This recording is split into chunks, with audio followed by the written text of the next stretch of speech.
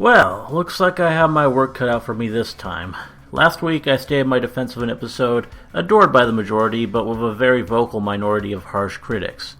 This week's episode, Newbie Dash, contrarily, seems to be widely loathed by the masses, with just a few of us singing its praises.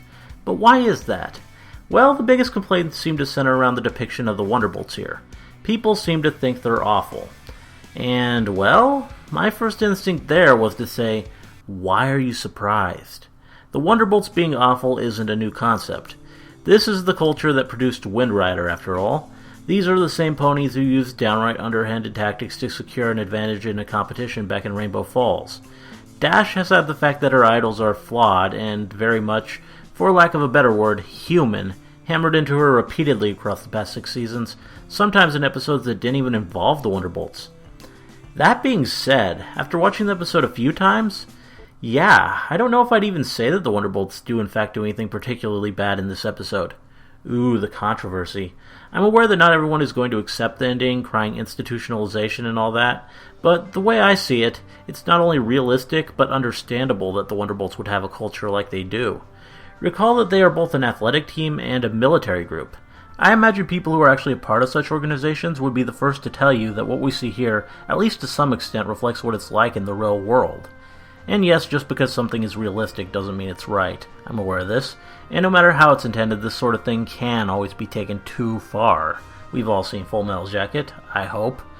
But close comrades poking fun at each other, coming up with names to goad each other on over their shortcomings in particular incidents, I can see where that could actually be useful in a particularly high-pressure job where working together as a unit is of critical importance, both for encouraging one to never make what could be costly mistakes, and for creating an atmosphere where people can be open and honest with one another where they need to be. Having your failings shoved into your face, it's going to motivate you to not fail again. And I can accept that that's how it works for the Wonderbolts. Honestly, I like this resolution a lot more than if it had ended with Spitfire and the Bolts getting lectured by Dash or anyone else about how you can't ever say mean things about anyone ever because feelings or some other such drivel. But okay, so it's the culture, RarityDash. Fair enough. That doesn't mean the Wonderbolts aren't being jerks here. Well, let's look at that.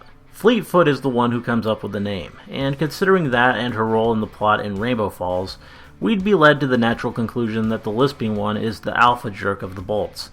But think about it, Rainbow has just made a pretty big fool of herself, strutting out, ignoring the first rule she was taught in an organization which demands cooperation at every turn.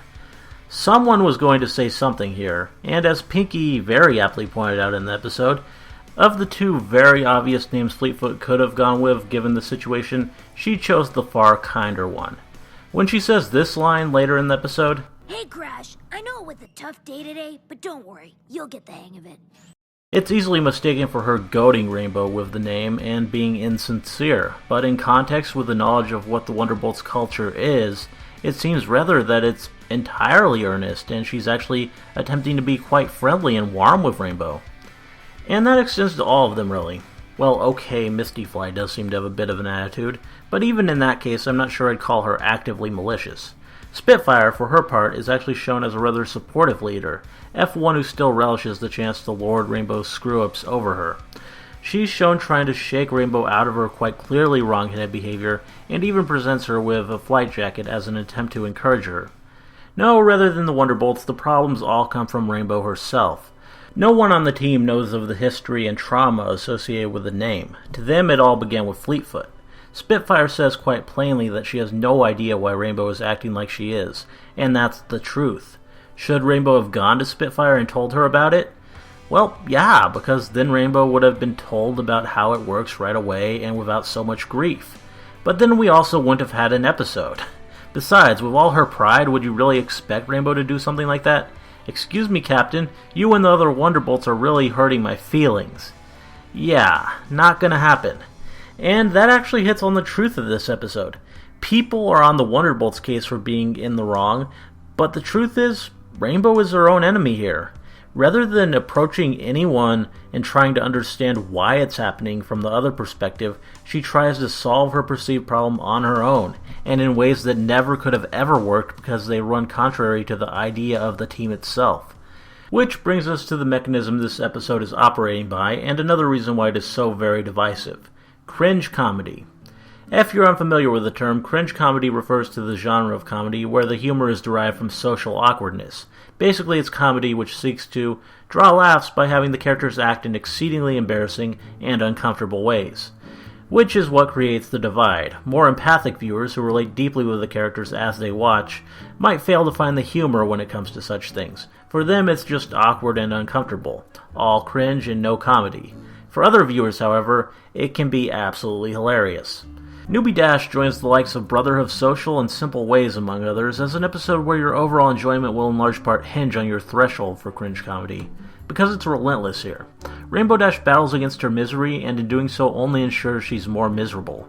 The climax of the episode is literally her being flung back and forth across the sky by the various forces of nature, suffering every indignity imaginable along the way, before her long inevitable and entirely self-made downward spiral reaches its particularly messy conclusion. It's utterly brutal and relentless, and it's not even the height of the cringe within the episode. No, that comes in the middle when Rainbow Dash decides, okay, I'm making the wrong impression being myself, let's be my friends instead. Yeah. Rainbow Dash the Mimic is probably the absolute pinnacle of cringe we've seen in the show since Rarity decided that talking like this was a good idea. You might think simple means less is more. Well, that just ain't so. And for me personally, it's one of the absolute highlights of the episode. And not just because this happened, though that did help. It's just so absurd, so ludicrous, and so completely missing the point and choosing the exact wrong way to interpret the advice that her friends gave her that it's utterly and endlessly hilarious to me. And just like Tabitha St. Germain really slayed it with Simple Ways Rarity, Ashley Ball just utterly kills it on these impressions. Seriously, it could not have been easy to voice her character imitating her other character during the AJ bit. That takes skill. But as much as I love it, it's bound to just turn others off entirely, especially since it does come from this rather down place. She's suffering and she thinks the solution is to not be herself anymore, to basically put up a front. If you are one of those more empathic viewers and you can relate to this even a little bit, yeah, this is gonna be really hard to watch. And that's probably what sets this episode apart and makes it particularly hard for some people to accept. In simple ways, it's easier to laugh at Rarity because we're not exactly on her side through any of it. Her fascination with Trinderhoof seems to come literally out of nowhere, and yet she immediately prioritizes it over an important duty and lets it turn her against her friend.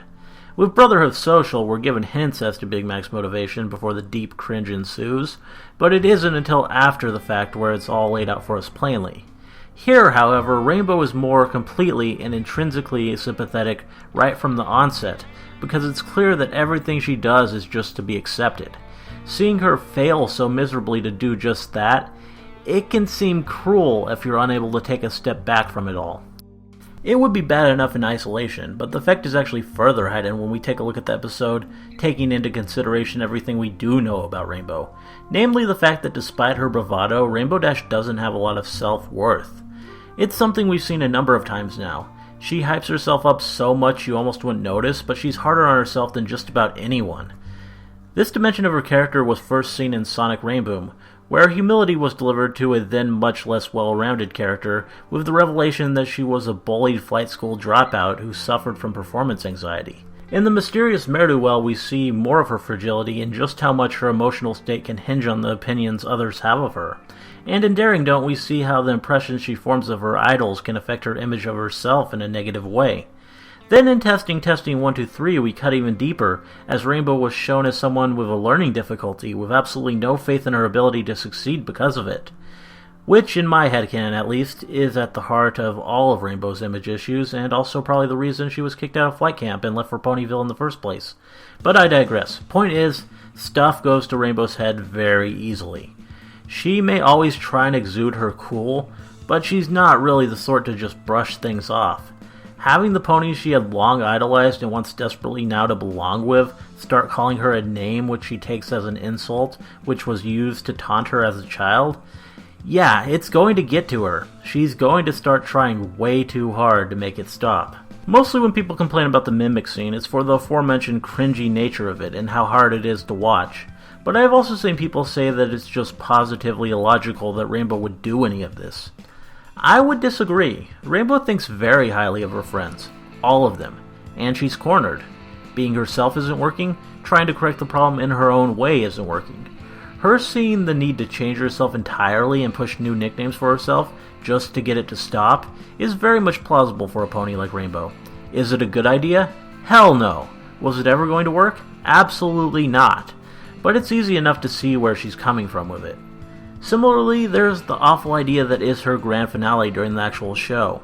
Even Scootaloo senses that this one is a terrible idea, and it really, really is. Even if it had worked, Rainbow changing the routine without notice and drawing attention onto herself and away from the rest of the team isn't something that would have won her any points with anyone. But this is Rainbow's desperate last gasp, with everything hanging in the balance. And predictably, in the wake of it all, she deflates. Her self-worth is gone entirely, she really is Rainbow Crash, and she doesn't deserve to be a Wonderbolt. So, yeah, Rainbow is without a doubt very sympathetic here. The thought weighing on her mind most as she shows up at Wonderbolt's HQ for the first time might be whether or not she should be rocking the shades, and she might disobey the first rule Spitfire lays down just minutes after learning it, but it's hard not to feel for her when taking her full character into account. That said, personally, I can sympathize with her and still laugh at her expense as well, because the situations are funny, and the behaviors are so ludicrous and over-exaggerated that it just accentuates the fact that Rainbow is really digging her own grave the whole time. I want to see her overcome and actually succeed in her dream, but it wouldn't be entertaining without some struggle along the way. And well, Rainbow never was going to really struggle physically to fit into the Wonderbolts, was she? It had to be more of an internal thing. Which actually brings me to another point. I've seen some people say that this episode doesn't do a good job of capturing Rainbow Dash's achievement. After 6 seasons, she's finally accomplished the goal that she stated in the very first episode. Shouldn't there be more fanfare like the CMC got at the end of Crusaders of the Lost Mark? Thing is, that episode worked the way it did because the CMC did achieve something special. A special shared destiny to work through together. That kind of ending, it would have felt like way too much if in the end Scootaloo had just gotten a picture of a scooter on her flank. No, then we'd be asking why exactly did something so obvious take so long? And that's more the sort of achievement this was for Rainbow Dash. Dash was a good enough flyer to be a Wonderbolt from the very start.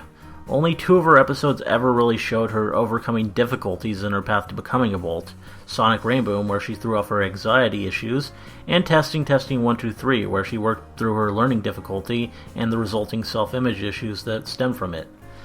All of the other episodes leading up to this one, be it Wonderbolts Academy, Rainbow Falls, or Rarity Investigates, were really more just about Dash proving her own integrity, something which she already demonstratively has more of than the Wonderbolts themselves.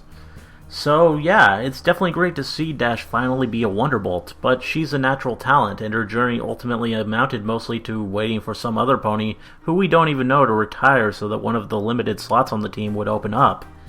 Only so much fanfare you can really give that before it feels overblown. And personally, I think the final scene, with Rainbow Dash proclaiming her happiness at being a Wonderbolt before they show us these awesome images, does the job with flying colors. Which sums it up really. I think this episode does its job well. It's not the masterpiece that last week's was, but it's just good overall. I know not everyone is going to agree there just by the nature of it, and I accept that. That said, due to the harsher critics out there, I do feel rather sorry for Dave Rapp, the newbie writer who, just like Rainbow Dash in her little dive into the garbage can, will forever be associated with this episode in a negative way by bitter fans. Because he really does seem to know and understand the characters and the world, and he made this funny and all-around entertaining, not bad episode, but it's just bound to be misunderstood and disregarded. Well, at least there's one thing I think the majority of us can agree on here. Rainbow really does look just right in that uniform. This has been a Rarity Dash review. Thanks for watching, and Rainbow Dash for life.